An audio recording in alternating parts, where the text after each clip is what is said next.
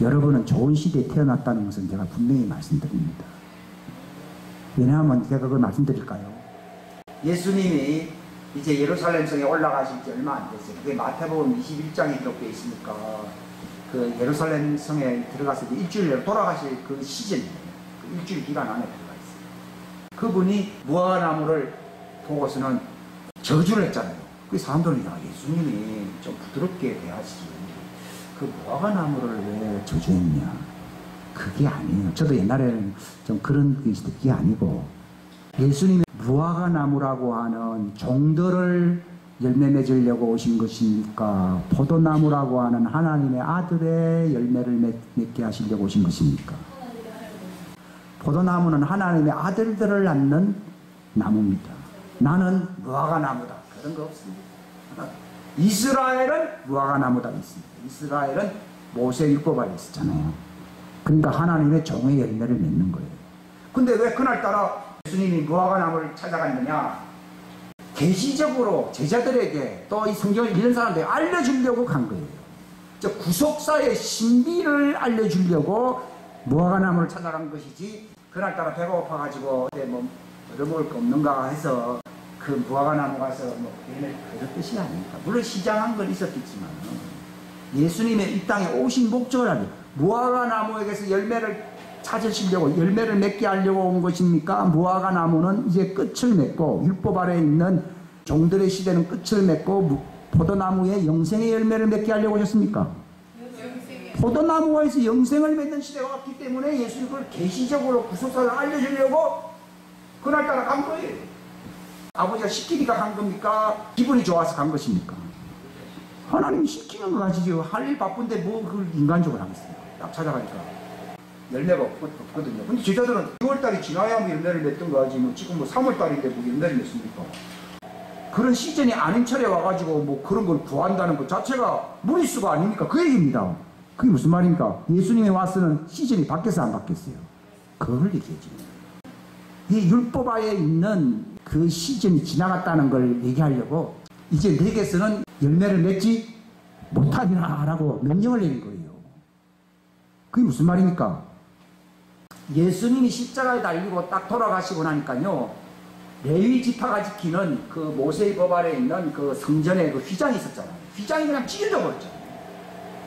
그걸 놀래가지고 제사장들이 또 그걸 제작한다고 아마 고생 많이 했을 거예요. 그 옛날 기록에 보면 뭐 제작했는데 또 찢어졌다고 그러더라고요. 한 번만 찢어지지 못하고 희한하다고 했고, 또 속죄일이 되면은 하나님께 바칠 점수를 붉은 줄을 내는데 붉은 줄이 흰 줄로 바뀐대요. 속죄일은 속죄를 해주기 때문에 죄와 같이 붉을지라도 뭐가요? 흰 눈색, 희게상 변한대요. 근데 이상하게 제비를 뽑아가지고 하나님께 바치는 속죄 염소를 걸어놓으면은 그런 일이 일어나질 않는다는 거예요. 그 몇 년 동안요? 40년 가까이요. 언제까지요? 예루살렘 성전이 무너질 때까지. 그러니까 무화과나무를 저주한 이유는 무화과의 시대가 아니고 무슨 시대라고요? 포도나무 시대다 이 말이에요. 앞으로 이제 중동 전쟁이라 해가지고 이게 중동 사람들이 어마어마한 재앙이 오는데 그게 왜 일어나느냐? 하나님은 제3의 성전을 지으라고 할까요? 그런 거는 입에서 발설도 하지 말라고 할까요? 그분의 영린을 건드리는 게 무엇인 줄 아십니까? 예수님이 다 했거든요. 이걸 갖다가 다시 이제 옛날로 돌이키는 것에 대해서 예수님이 굉장히 책망을 합니다. 그러니까 성전에 돌 하나도 남기지 않고 다 무너진다고 하는, 아니 그래도 옛날 사람들이 그 박물관에 모시는 것처럼 그래도 그렇게 모셔놓으면 좀 좋지 않거든요. 시대가 바뀌었다고 얘기합니다. 종들의 시대가 아니라는 겁니다. 하나님의 아들들의 시대라는 겁니다. 근데 왜 목사는 왜 갑자기 왜 종들이 된다고 이게 그게 무슨 말인가? 복음을 듣지만도 깨달음이 없으면은 몽학선생활이 있는 거예요. 몽학선생이라는 게 따로 있는 게 아니라 어떤 진리를 모를 때는요, 그냥 시킨 대로 하는 것다 해서 몽학선생이랍니다. 근데 이게 하나님의 왕국에 들어가는, 이게 하나님의 아버지의 얼굴을 볼 수 있는 정말 하나님의 그 깊은 신비와 보화를 이걸 내가 느낄 수, 이걸 경험할 수 있는 이게 복음이거든요. 복음이라 그러니까 그저 뭐 잘 먹고 잘 살고 이거는 바알 정도입니다. 오늘날 하나님 한국교회에 대해서 왜 이렇게 실망하는가 하면요, 복음이 아니고 바알 정도. 잘 먹고 잘 살고 먹는 거예요. 복음은 진리의 말씀을 깨달아서 그 왕국의 영광, 그 신비, 그 소망이 열려야 되는 것입니다. 그리고 성령이 조금 감동이 오는 겁니까? 성령이 풍성하게 부어진다고 되어 있습니까? 여기 있나? 우리의 소망이 부끄럽지 아니하면 하나님의 사랑이 성령으로 확 이게 완전 부어진다는 거예요. 이게 침례를 얘기하는 거예요. 근데 그게 새가 가만히 옆에서 굶어 죽는다는 말이 있어요. 왜냐하면 그 가만히 속에 있는 걸 모르니까 먹을 게 없어서 이제 죽는다는 얘기죠. 이 깨달음이라고 하는 것은요, 복음은 다 지식은 와 있어요. 근데 포장지 위에 있지 않았어요. 계시라고 하는 것은 포장지 상태가 계십니까? 포장지가 열려야 계십니까? 포장지가 열려야 됩니다. 이걸 회개하는 사람들, 이걸 밭을 제대로 갈고 있는 사람들, 나를 사랑할 사람들에게, 사단으로 돌아가지 아니할 사람들에게 열어준다는 거예요. 그게 예수님이 오셔서 하신 말씀이 회개하라. 율법하에 그동안 오래 있었잖아요. 그럼 기다리고 예수님을 기다렸어야 되잖아요. 근데 불구하고 예수님이 오신 것에 대해서 별 사람들이 기대를 안 하잖아요. 이거는 하나님을 실망시키는 거예요. 그게 실망 그 자체입니다.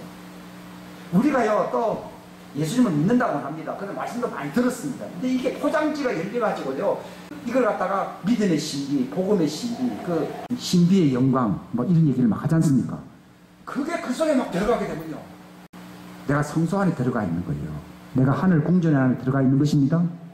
내가 예수님의 영광으로 막 도취가 돼가지고, 그냥 내가 육체 밖에 있는지 육체 안에 있는지, 바울이 3점전에 올라가 있는지 내가 육체 밖에 있는지 말할 수 없는 걸 보고 듣고 왔다니, 그게 일상이 되어야 된다는 얘기예요. 그게 성령에 취했다는 거예요. 근데 그렇게 안 돼요. 그걸 회개해야 된다. 그건 하나님이 그렇게 해주고 싶지 않아서가 아니라 내가 지금 좋은 게 너무 많아. 걱정의식이 많고 뭐 많아요. 그러니까 부분적인 거예요. 올인이 되지 않는 거지. 그걸 회개해야 돼요. 예수도 좋다고 해야지 안 그걸 지옥 가면 큰일 나니까 좋습니다 하고도 딴 게 너무 좋습니다. 좋은 게 많지요. 그게 할례 받아야 되거든요. 예수만 좋아져야 그게 할례 받은 것이지, 다 좋고 말이요 위선자가 되는 건데, 그거는 할례 받지 않는 거거든요. 이 할례 받지 아니하는 자들은 끊어진다. 그게 십자가 할례, 성령의 십자가 할례라고 하는 것이, 이게 완전히 처음에는 내가 취사 선택하는 것처럼 느끼는데 막 술을 먹고 나중에는 술이 나를 자고 완전히 고주망탈이라는 말이 있듯이 그냥 완전히 취해버려. 근데 성령 안에 있게 되면 하는 말이 그 말입니다. 근데 예수님이 처음에 했잖아요. 너는 내 안에 들어오라. 그럼 네가 술을 마시라는 얘기입니다.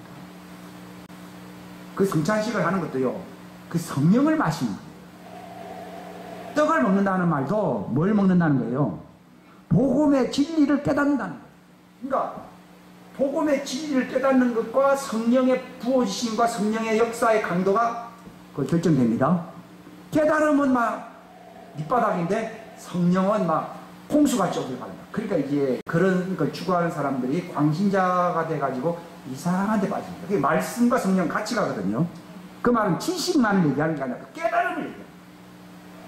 깨달음이 있게 되면요, 그 깨달음을 더 넘치게 해가지고 완전히 육체의 사람이 아니라 말씀의 사람, 성령의 사람, 이걸 하나님의 사람이라고 해요. 하나님의 사람 만들려고 막 그 세계 속에 막 말씀을 한다.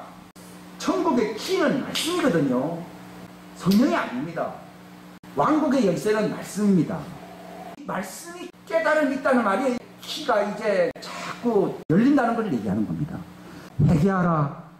하나님의 왕국이 가까웠다. 그때는 왜 가까웠느냐? 아직 예수님이 성령을 주시지 않았기 때문에 가까이 왔다는 거예요. 근데 이제는 깨달음 있는 사람에게 성령이 너에게 임했느니라. 예수님 말이죠. 예수님은 성령이 임한 사람이잖아요. 그러니까 내가 성령으로 귀신을 쫓으면은 하나님의 왕국이 내게 임하였느니라 그랬고, 아직도 제자들은 그렇게 되질 않았기 때문에 하나님의 왕국이 가까이 왔고, 이제 왕국의 열쇠를 깨닫고 그 복음의 진리를 정말 깨닫고 성령이 그냥 폭포수처럼 내려오게 되면은 하나님의 왕국 안에 있게 되는 것입니다.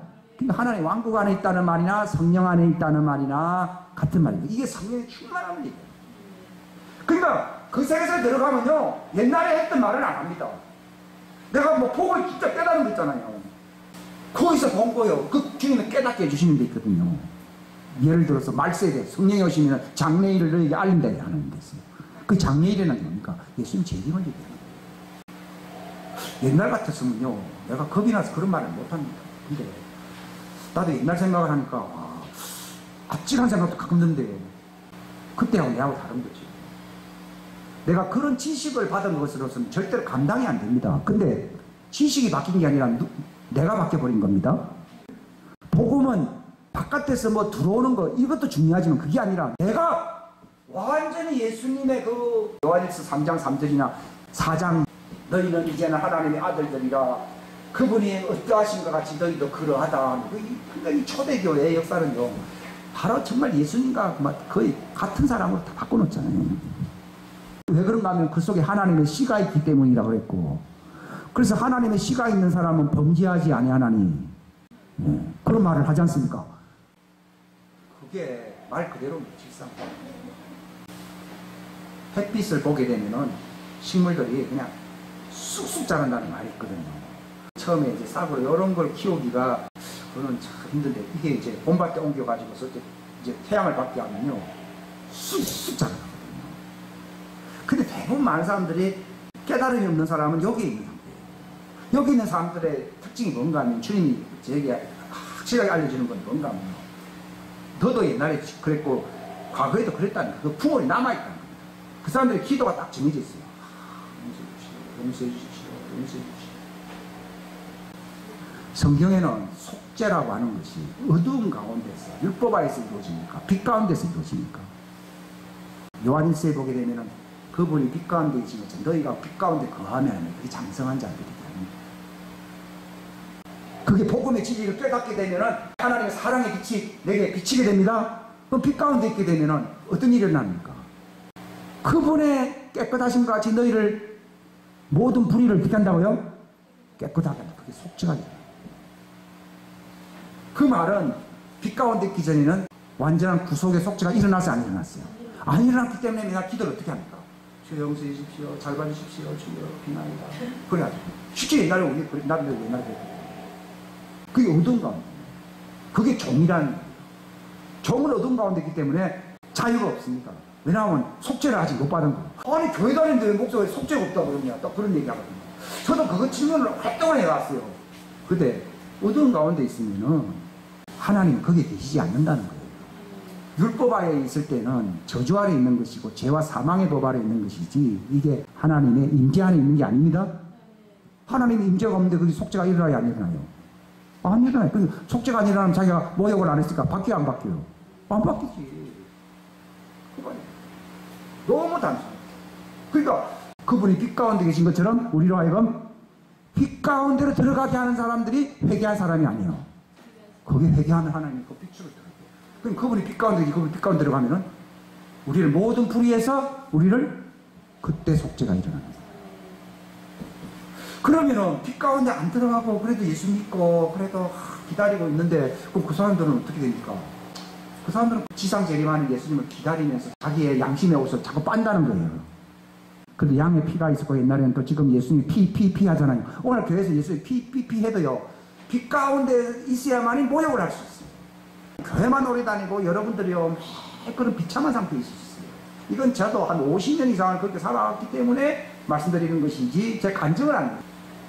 그러니까 기도가요, 주로 가톨릭 같은 데 가면은 비나이다 마리아여 용서하시고, 이게 전부 어두운가. 근데 그 사람들은 그럼 희망이 있느냐?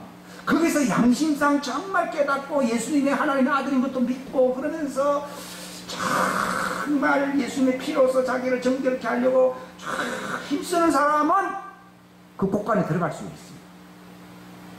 그러나 모욕을 안 했기 때문에, 모욕이라는 게 뭐라고요? 성령의 할례를 얘기하거든요. 곡식이 있는데요, 할례를 안 받은 곡식이 뭡니까? 생이삭이에요. 생이삭. 생이삭은 먹을 수 있어요, 없어요? 못 먹죠. 그래도 아까워요, 안 아까워요? 아깝죠. 이거를 이제 꽃간에다 요 알곡이니까 집어넣으라는 겁니다. 근데 하나님은 그게 뜻이 아니고 볶은 곡식이 돼야 된다고 말을 하고 있습니다. 왜 볶습니까? 그래야지 요리를 하든지 빵을 만들 수가 있거든요. 생을 쌀을 막 반죽을 하면 빵이 나옵니까? 안 되거든요. 이걸 갖다 태워야 되고 이걸 구워야 되고 볶아야 되거든요. 제가 한 말이 아니라 레위기 2장 23장 그 15절 뭐 2절 왔다 갔다 하는데 보면 다 나오거든요. 이거 생이상은 뭐냐? 성령의 할례 받지 아니한 하나님의 종들을 얘기하는 거예요. 그럼 왜 기다려야 됩니까? 속죄라고 하는 것은 뭔가 하면요, 성령에 불러서 이거를 가루로 만들 수 있어야 이게 속죄라고. 나도 옛날 그건 몰랐어요. 근데 오늘날 훌륭한 사람들이 이제 생이상으로 있는 거예요. 예수님은 자기를 가르쳐 뭐라 했어요? 나는 고운 가루다 그랬잖아요. 그러니까 너희들도 성령의, 왜 성령의 불이 나옵니까? 불의 성령이 왜 필요합니까? 볶아야 됩니다. 저도 옛날에 이런 설교는 안 했어요. 근데 이게 분리가 되니까 이제 얘기해요. 육신의 죄 사람을 벗는 것을 성령의 할례라고 부릅니다. 이걸 뭐래요? 성령의 불입니다. 이게 되어야만이 고운 가루가 돼요. 그래, 빵이 돼. 빵이 되려면 고운 가루가 빵이 되죠. 생이삭 갖고는 안 됩니다.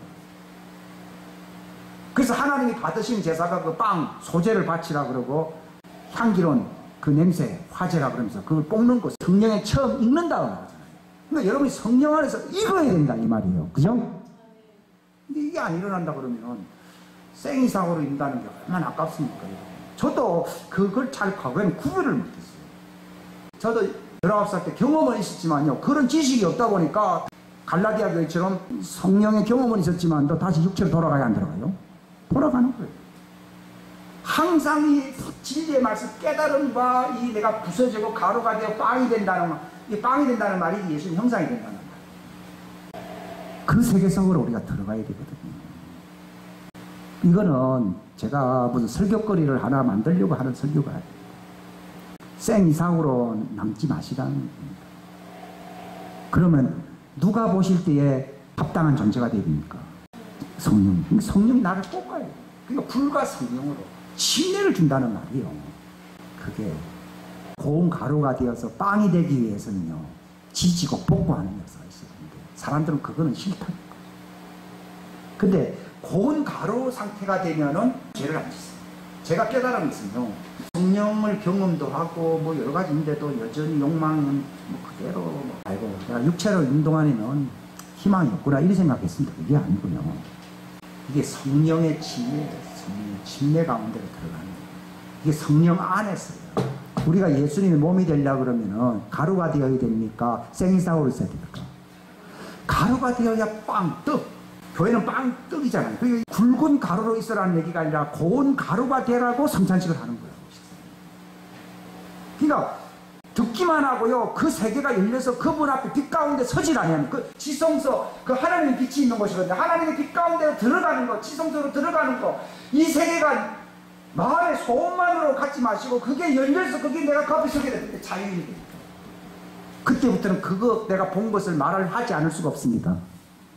딴 얘기는 자랑거리가 되지 않습니다. 옛날에도 저도 옛날에 다른 걸 자랑하듯이 이렇게 합니다. 왜냐하면 자랑할 거리가 없으니까. 근데 그 세상이 열리면요, 이거 다 배설물이에요. 배설물. 이거 아무것도 아니에요. 그냥 이게 가루가 되십시오. 이게 가루로 만들어 빵이 되게 하려고 이 너희 믿음의 시련이 불로 연단에 이렇게. 성령의 불이 있는 곳에는요, 세상 환경의 환란도 있지 않으세요? 같이 있어요. 요셉이 그 세계가 열리니까 편안하게 살았습니까? 완전히 죽을 뻔했습니까? 죽을 뻔할 정도가 아닙니다. 막 감옥에 들어가고 막 뭐 좀 될라 했다가도 누명 쓰고 치고 들어가고 막. 그게 하나님의 아들의 과정입니다, 여러분.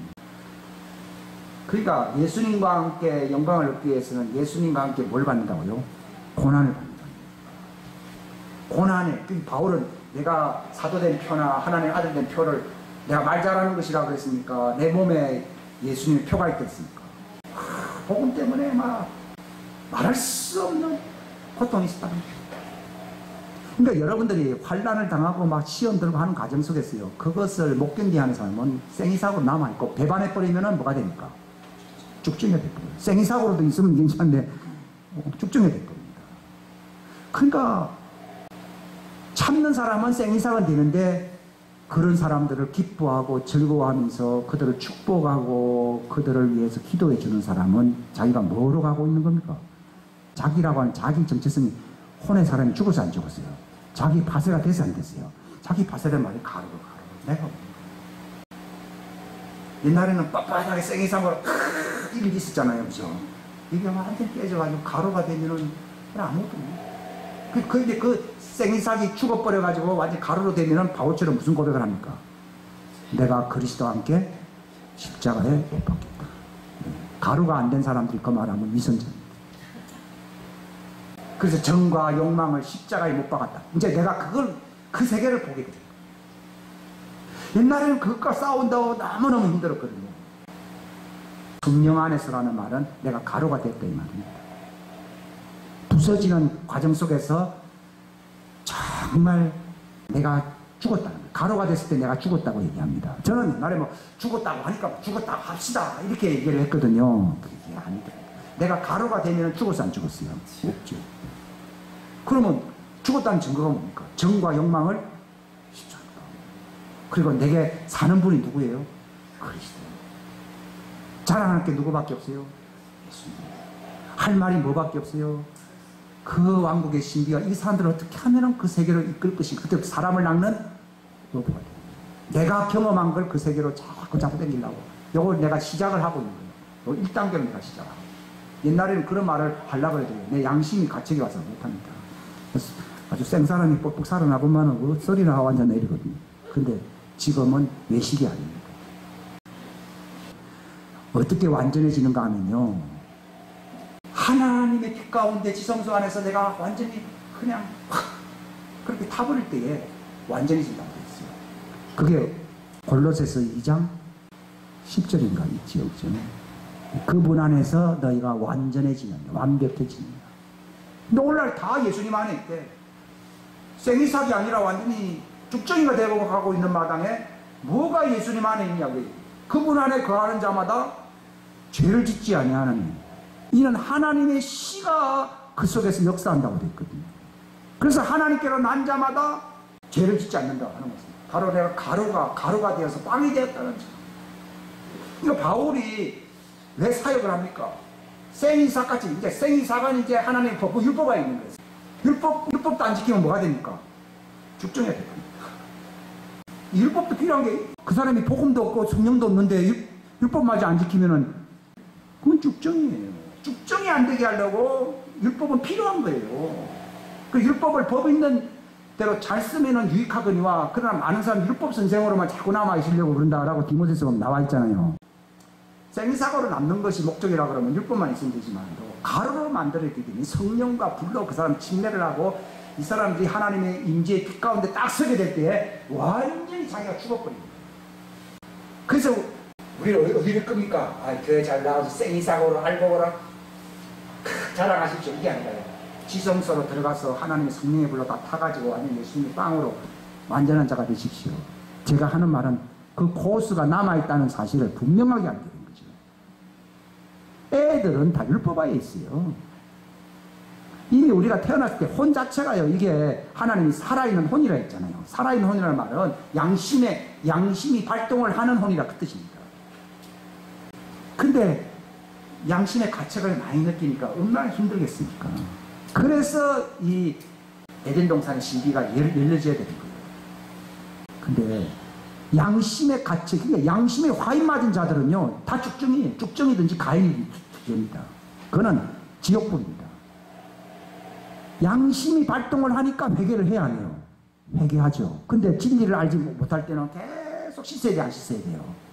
예수님 나를 씻어주소서, 예수님의 피를 바릅니다. 예수님 피를 바릅니다 말을 죽을 때까지 하면 뭘로 남아있어요? 생이삭으로 남아있어요. 그렇게 되면 안 되고, 대부분 그 복음을 지나거든요. 그렇게 하면 안 되고. 믿음의 신비, 복음의 진리를 깨달아야 됩니다. 그 부활의 진리를 깨달아야 됩니다. 그걸 통해서 뭘 받아야 됩니까? 하나님의 존전 앞에서 성령의 침례를 받아야 됩니다. 그러면은 성령 안에 있게 되고 성령 안에서 걷게 되면은 어디 아래 있지 않다고 해야 됩니까? 율법 아래 있지 않다라고 얘기해요. 율법이나 성령의 둘 중에 하나는 있어야죠. 율법도 없고 성경도 없고 그럼 그 사람은 안 돼요. 양아치예요, 양아치. 오늘날 교회 안에서 아주 복음으로 자유했다고 하면서 양아치 같은 인간들이 얼마나 많습니까?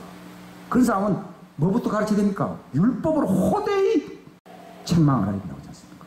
그걸 율법을 법대로 잘 사용한다 그 얘기입니다.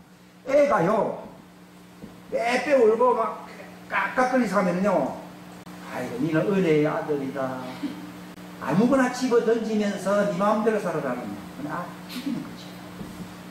그때는 은혜의 복음 얘기할 수준이 아니다. 몽둥이가 아셔야 돼. 그게 율법입니다. 그러나 부모의 본심이 그겁니까? 그건 아니에요. 뭔가 철이 들어야 안 들어요. 복음의 진리를 알아야 돼요, 몰라야 돼요. 다 아는 순간에요.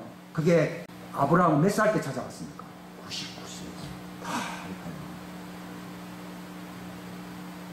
내가 그런 걸 할 수 있으면 내가 웃었습니다. 나는 못합니다. 그 말입니다. 근데 하나님의 은혜 안에 빛 가운데 딱 들어가 보니까 하나님의 씨로 구속을 받잖아요. 그래서 이제 내 몸에 그 아들이 나올 것이라고 딱 얘기하지 않습니까? 딱 바뀐 거예요. 그래서 이름을 씨의 할례가 나타나기 때문에 그 성령의 할례를 얘기하는 거죠. 이게 구약적인 표현입니다. 그러나 예수님과 같은 그 수준은 아닌데도 하여튼 구약적인 하나님의 아들이 됩니다. 실제로 요셉도 그랬고요. 그게 하나님의 말씀이 응했다는 겁니다. 즉 무슨 말입니까? 하나님의 지성소 안에서 구속받아서 안 받았어요. 구속받지 않습니까? 그러니까 땅에서 예수님 만날 날, 구속받을 날을 기다릴 필요가 있어요, 없어요? 없습니다. 우리는 어디서 구속을 받아야 됩니까? 지성소 앞에서, 하나님 앞에서, 빛 가운데서 구속받아야 됩니다. 그러면 지상에서 뭐 예수님 기다려봤겠지. 그런 사람은 다시 용서해 주십시오 하면서 다시 제사 드릴 필요가 있어요, 없어요? 네? 에베소 10장에 다시 제사 드릴. 근데 말 지도하게 안 듣는 놈들에게 넌 제사 드릴 필요가 없이 은혜 아래 있다는 거, 그건 번지수가 안 맞는 얘기입니다. 그 순서를 잘 하셔야 되고요. 성령이냐 율법이냐 그 둘 중에 하나입니다. 둘 다 없다 그러면요, 그건 죽정입니다. 율법 아래로 잘 있으면 생이삭 될 수 있습니다. 계속 거기서 예수님을 기다리잖아요.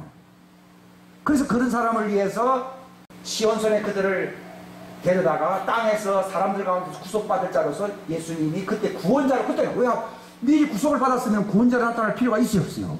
그게 14만 4천이 대단한데 예수님이 만왕의 왕으로 나타나십니까? 어린 양 구속자로 나타나십니까? 그때 구속을 받는데 그게 무슨 날입니까? 대속죄입니다. 근데 우리는 복음의 아들은 그때 구속을 받아야 됩니까? 우리가 성령의 침례 속에서 지성소 안에서 하나님 임재 앞에서 받아야 됩니까? 그게 하나님의 아들 되고 모욕을 하는 거예요. 그 예수님이 모욕한 사람은 뭐만 씻으면 된다고요? 발만 씻으면. 그게 뭡니까? 성령의 새롭게 하심, 중생의 태어남, 씻음과 성령께서 날마다 내가 육신적으로 좀 실수를 하는 게 많이 있잖아요. 그걸 이제 자꾸 이제 씻어준다. 그걸로서 우리를 구원한다. 그러니까 난 성령 받았기 때문에 막 저절로 된다. 그것도 아닙니다. 그건 모욕을 했지만도 성령이 날마다 나를 새롭게 해야 돼요. 네? 성령으로 태울 건 또 있습니다. 발은 항상 땅바닥에 붙어있기 때문에 더럽거든요. 발을 항상 씻어줘야 돼요. 그 역사는 계속해야 어디에 이른다고요? 구원에 이른다. 그게 디모데서의 디도서에 나와 있잖아요. 성령님 안에서 걷는다는 것이 얼마나 놀라운 사실. 그때는 율법의 요구가 자기에게는 필요가 없어요. 왜냐하면 저절로 모든 것이 일어나기 때문이기 때문에. 이게 여기 기록되어 있는 것입니다. 여러분이 이 말씀을 붙드셔서 하나의 지식이 아니라 정말 그 세계가 열리시고 그 풍성한 성령의 복고소 같은 성령의 사랑 속에서 살아가시기를 예수 이름으로 축원합니다.